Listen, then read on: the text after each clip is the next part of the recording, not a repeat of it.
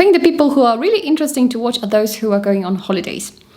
Obviously, everybody has their own habits, but if you are like me or like some of my friends, you probably make lists of things to take on holidays or on a retreat, like books to read, games to play, some sports equipment that you will use.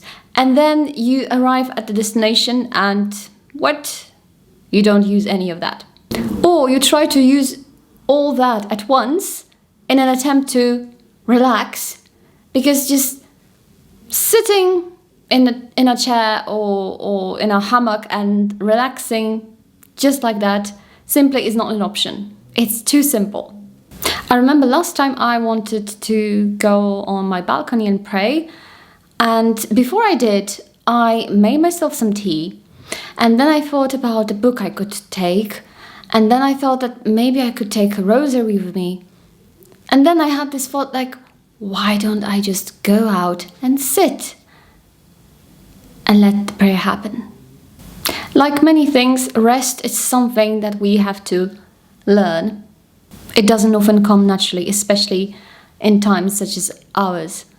And rest in terms of spiritual life is an even trickier concept.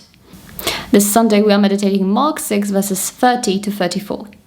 The apostles gathered around Jesus and reported to him all they had done and taught. Then, because so many people were coming and going that they did not even have a chance to eat, he said to them, "Come with me by yourselves to a quiet place and get some rest."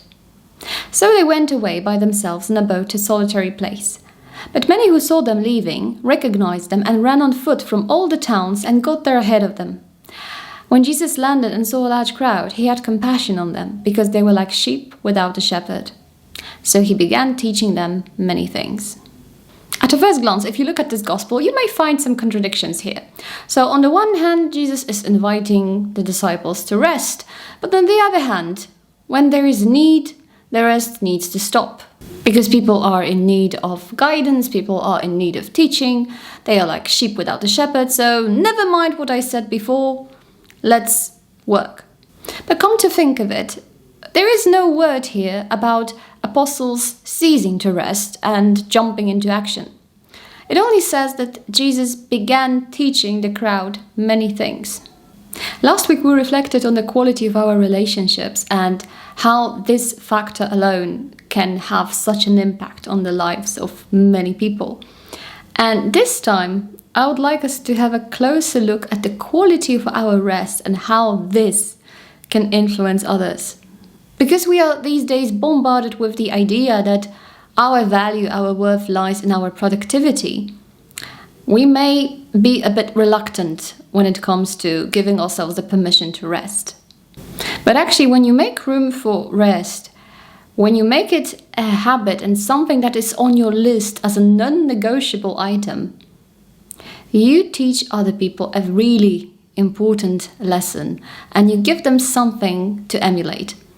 It's easy to stay up late at work. It's easy to do 5 things at a time and then boast about it and be proud of how productive you are. But it's very difficult to provide for this time to rest, knowing that by many people you won't be praised for that. On the contrary, you'll be accused of being lazy. But a good rest is a sign of trust. Is a sign of trust that you don't have to be active 24/7, that some things will take care of themselves on their own. Trust that the world won't collapse while you are resting.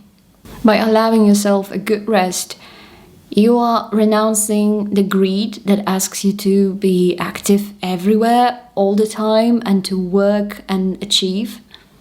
You are rejecting the temptation to compete with everybody and the fear of being left behind. You not only take care of yourself, but you also model the right behavior for everybody else to see. So if you are feeling guilty if you are resting at the moment, don't, because perhaps you are now teaching many people many things. If you'd like to meditate on that, please be here this Sunday, 10 p.m. Central European Time. Bye-bye.